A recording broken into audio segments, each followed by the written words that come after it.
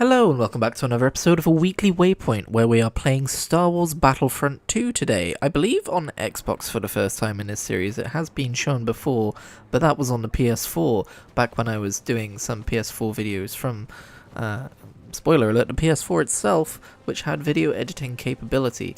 Sony is still ahead of Microsoft in terms of like letting people create content from their consoles. I'm lucky enough to have been able to work for money to afford an Elgato, but not everyone is that lucky, so that's something I would still like to see Xbox improve on. Before we get started, a couple of things.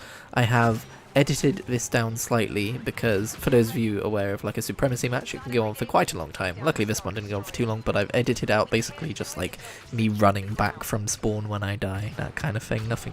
Nothing important. And then second of all, what was the second of all? Oh, second of all, I'm recording this a day earlier than I normally would. I normally record these on a Sunday and publish them on a Monday, but today it is a lovely sunny Saturday because I'm busy tomorrow, so doesn't really matter, but I just thought I'd throw it out there in case something crazy happens on a Sunday that I don't notice. Nothing happens on a Sunday. Anyway, yes, Star Wars Battlefront 2. Me and Reese decided to play this yesterday evening, or 3 days ago, depending on when you're watching this, because we were just like, you know, we already played a bunch of Overwatch that day. What else do we want to play right now? And Reese has been testing out cloud gaming, so I mentioned that Star Wars Battlefront 2 would probably work on cloud gaming through Game Pass, and lo and behold it does. And yeah, so there you go. If you ever wanted to hear about cloud gaming, I now know someone who benefits from cloud gaming. We managed to play the entire evening together without any problems, and Fortnite later as well, so you know, that's pretty cool. But also, I feel like Star Wars Battlefront 2 is one of those games which I always have fun in, but I never quite stick around for. And I think one of the reasons I never quite stuck around for Battlefront 2 is I never quite enjoyed its cosmetics offerings. I think that's probably been one of the biggest criticisms of this game, is just that, you know, I know players of this game saw what Fortnite's been getting for like the May the 4th celebrations and all. I should have played this game last week, really. That would have made more sense. Oh, I was having Wi-Fi issues. But anyway, I know that Battlefront players are a little bit like, how come they're getting all the good stuff? But I did have a gander through some of the cosmetics offerings, and I do like how you can be different races as the rebels sometimes. And I had accumulated some credits from doing like daily challenges or whatever, so I bought some of those. And yeah, I think it's fun, and I think you get your progression not through like cosmetic progression. Good lord, I can't talk. A better YouTuber would have done another take, but you're here at kritigri.youtube.com. That's not a URL. Anyway, your progression in this game comes primarily through you're actually leveling up the classes and stuff, which has its issues when you play this game now, and most people have already got everything leveled up and they have the better perks and they just have an objectively easier time playing the game than you do because of it. But to be honest, something about the way Battlefield and Battlefront games work, and this might just be because I don't play them very often, but they feel less inherently competitive. They feel less sweaty. It's more just kind of like you're a ground trooper, go fight, and like obviously there's skill involved, but I feel like it gets away with that kind of thing a little bit more, and therefore I actually quite enjoy like the idea of I have these different classes that I'm leveling up, and it's just kind of cool. I don't know. The newsflash, Battlefront 2, fun game. It also helps that due to the nature of this game, I can get a lot of kills per death, whereas usually my kill-death ratio is pretty bad because, you know, I've been able to be pretty good at killing in games, but I feel like I'm always bad, even at the good ones. I'm always bad at surviving in those games. This is something I've talked about before, but the fact that I was raised on arena shooters where life and death come very quickly, and death doesn't have much of a consequence, just kind of means that I especially because I played a lot of Instagib as well, is specifically what I'm talking about, in case you're like, hey, but then you lose all your weapons every time you respawn, whatever. It's led to a world where I have no self-preservation in these games, and I rush headlong into combat, and while I might get a few kills by doing that, I also inevitably get killed more than the other players for doing that. Anyway, while we're on a topic of video games, this weekend, it's over now by the time you're watching this, but is the Diablo 4 Server Slam, which is something I was not originally going to participate in because I'd already played the beta, and I had a really good and fun time in it, and I just didn't want to, burn myself out on playing the first act hundreds of times when I was never going to keep the progress, and, when I'd have to do it again on launch day, and I want launch day to feel special and fun. So, yeah, I didn't want to overplay the beta, so I wasn't going to do the Server Slam, but then I realised I should see how it plays on the Xbox, because it's free to check out when it's the beta, so I should do that while it's free to check out, and also other, various factors such as, the main one is just that you can get Xbox achievements through playing the Xbox version, and someone at work I was talking to them, they were like, yeah, but why don't you just buy the PC version on the Xbox store on PC, and I'm like, yeah, that's probably not going to happen unless there's a piece of news I've missed. Microsoft have not acquired Blizzard, and it will be a Battle.net game, and I would, currently as it is, if you look at Overwatch 2, I played a PC version, but I don't get Xbox achievements for doing so, and there is no Windows Store / Xbox Store version on PC to play, so I'm someone who enjoys collecting achievements, who likes advancing their meta Xbox profile, just because it's something I enjoy doing. Oh, I should talk about Ravenlok. That reminded me of Ravenlok. We'll go back to Ravenlok. But yeah, I decided to check it out on Xbox, and oh my god, Diablo 4 looks as good as it does on my PC on Xbox Series S at 60 frames a second. It's completely smooth. The gameplay experience is brilliant because I've been playing Diablo 3 as well. I know how Diablo plays on console, and it plays just as good as Diablo 3 does. And honestly, I think I'm just going to get it on console because it felt like a more chill time. I preferred playing it with a controller in my hand, which is going to sound like absolute sacrilege to some people I know, but even though I've got a 3060 and I don't have trouble running Diablo 4, I don't know, there's just something about it on the Xbox which I really like, so I'm going to buy it there. It's nobody's business but mine, okay? I was going to talk about Ravenlok. Have you tried Ravenlok? Ravenlok is a game that released on Xbox Game Pass, and I looked at that. I think they release games every 2 weeks, right? Or they release the schedule for games every 2 weeks. And I looked at that schedule when it was announced amongst 3 other games, I think, and I was like, oh, another light kind of offering. I feel like this is a different topic, but I feel like Game Pass's third-party offerings have definitely dwindled in the last few months or so. Maybe not few months at this point, maybe like half a year or more. I don't think it's as good as it was last year, and it's a little concerning. I don't want to be leaving the golden age of Game Pass, okay? But yeah, after Redfall bit, like I said last week, I was like, I don't know, I feel like I'm underutilizing Game Pass here. I do pay for it every month, so I had a quick look at what else was released, and I realized I hadn't actually properly looked at Ravenlok. And the second, like one of those games where you watch a gameplay trailer and after like 2 seconds you're like, I need to play this. It was one of those. If you're unaware, Ravenlok is a short but sweet, and by that I mean like 3 hours long for 100% completion. It's kind of a hack and slash, almost, I don't want to say Zelda-like, because it's not a Zelda-like at all. It's an adventure game, I guess, into this kind of like Alice in Wonderland fairy tale kind of a world. It's got this really cute voxel style, art style thing going on. Said style twice.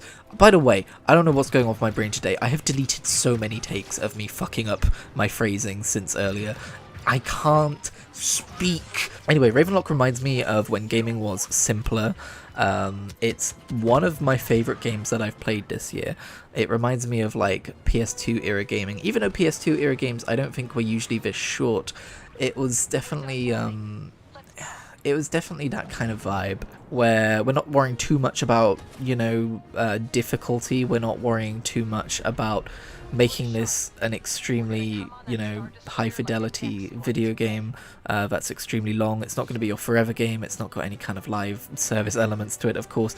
It's just a fun adventure that it takes you on that's fun to do. The combat is a little too simplistic at the start, I would argue, but it does get better later on when you get some more abilities and they throw some more enemies at you. And I love the fact that it was only 3 hours long as well. Like, I'd like to see a Ravenlok 2, but because I find it hard to finish games these days, for different reasons than other people, mine's less time-based and more attention span-based, I just loved knowing that I could sit down and finish it there and then, and I got 1,000 out of 1,000 gamer score for it as well, which is a rarity for me, and it was just lovely. It made me think of all the other Game Pass games which are a little bit like this, not always in the same respects, but that I've been meaning to like finish, of like, you know, Death's Door and Tunic and stuff like that. The ones which are just kind of like simplistic and charming and remind me of a simpler time. Speaking of simpler times and having a bad attention span, guess who's writing again? I didn't want to make this the main topic of this video because I've done that twice now,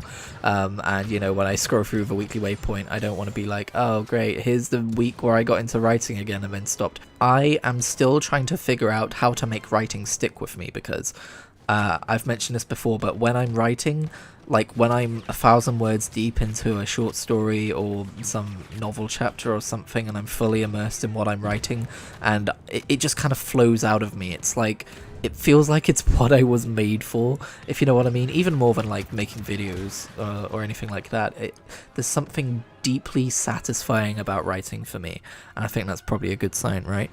But with the way my brain is structured, I guess, I'm still trying to find a way to make that a thing that I can do more often. And so my latest attempt is a new blog and a new YouTube channel. I thought about making a dedicated video about this, and I still might.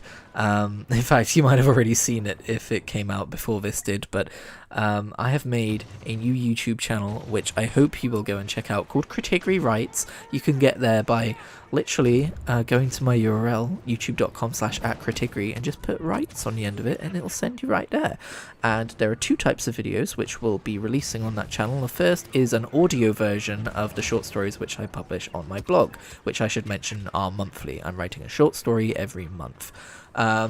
And the second video is me talking about kind of like a critical commentary or like a writer's commentary on it, like talking about, you know, kind of where the idea came from, what I liked about what I did, what I thought I could have done better. And it's kind of a different vibe to this channel because this is very casual, talky, video gamey. That's more kind of like, I'm trying to be a professional writer kind of thing. But you know, those videos are still going to be me going, like talking in the style that you're hearing right now. But as for the audio versions of the short stories, they are literally audio versions of the short stories. It's me narrating it, doing some light acting. I'm not an audible narrator, I'm not an actor, but doing the best that I can with my works to make them more accessible to people who, you know, don't like reading, find it easier to listen to an audio story, which I would consider myself under at this point with all of the audible shit I've been talking about for, it feels like years now, where I'm like, hey, my attention span can take audible stories but not novels like in the traditional paperback format, it feels like. But yeah, I'm having a really fun time with it. The first short story is already up. It's called A Waxwork Purgatory. It's about a boy who develops the ability to pause time, but the catch is that he eventually gets stuck in it. He loses the ability to pause time, but the world is still on pause, so how does that shake out? What does his life look like from that point on? If you would like to read that in text format, I'm not allowed to put links in my descriptions on a brand new YouTube channel for like 2 months unless I send them a picture of my ID, which I'm not going to do. So it is kritigrywrites.wordpress.com. And the actual name of the blog isn't Kritigri Writes because I didn't feel like tying it to my Kritigri persona. It just kind of happened that way because I needed a shorter URL, and then I needed some kind of YouTube branding as well. But the actual blog is called Excerpts from a Multifarious Mind. Because, you know, that kind of gives the impression of someone who has trouble concentrating on one idea for more than a couple of days. The one other thing I want to mention is Dimension Jam, because you might be like, this guy can't stop starting new projects. But I do just want to mention, I know the Dimension Jam channel looks a little bit bare right now, but we're actually talking about Dimension Jam like every week, and we're still, I guess, still in the kind of setting up stage. And it's the biggest hurdle right now is finding the time. We're trying to figure out a day where we can always do something Dimension Jam related, whether that's just recording or doing a live stream or something like that. We have actually recorded some World of Warcraft Classic content, which I'm really excited to put out at some point too. So again, if you haven't already, go subscribe to youtube.com/@DimensionJam, all one word it should be, I think I should probably check that. Yes it is. And as always, I am going to be doing the thing that I always do on this channel with the weekly waypoints and the edited videos. We're still kind of on Oblivion right now, kind of fixating on that. because I feel like every time I make an Oblivion video, it is my favourite video that I have ever made. They're so fun. Obviously the shorts continue to pop off, so that's pretty fun too. I've actually just passed 150 subscribers, which I should mention as well, which is very nice. Thank you all for coming along, subscribing, and checking out the channel. I think maybe 146 of you will skip this video, judging by normal analytics, but it's fine. And then to just quickly touch on some of the subjects that I've been talking about in recent weeks that I did not mention here. I'm still watching Star Trek. I've just got to the original series, that is. I've just got to the episode where they found a giant amoeba that destroyed an entire solar system. So that'll give you an indication of how far through season 2 I am, because I can't be bothered to go and look now. Legitimately love Star Trek. Legitimately think that this is a new thing in my life to add to my kind of like ever expanding list of fandoms. And speaking of which, I'm also kind of like, I've got my foot in a door with Warhammer.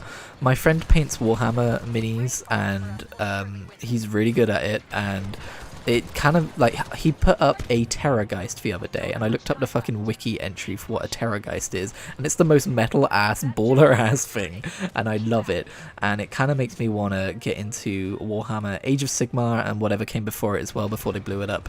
And then also I watched a video about the kind of like timeline of Warhammer 40k as well, which I don't know if I'll get as much into that. It's a little too grimdark for my tastes, but I don't know, I do like the aesthetics of it as well, so I don't know, anything could happen. Anything could happen.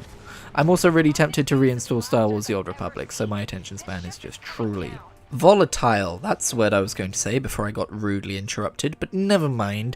'Tis the end of the video, and I'm holding in a burp. Thank you very much for watching, and I will see you in the next video. Oh god, sorry, I needed that. I'm including it. Why do people subscribe to me? I don't know. How did I trick them into doing this? It's not like they come along for this series.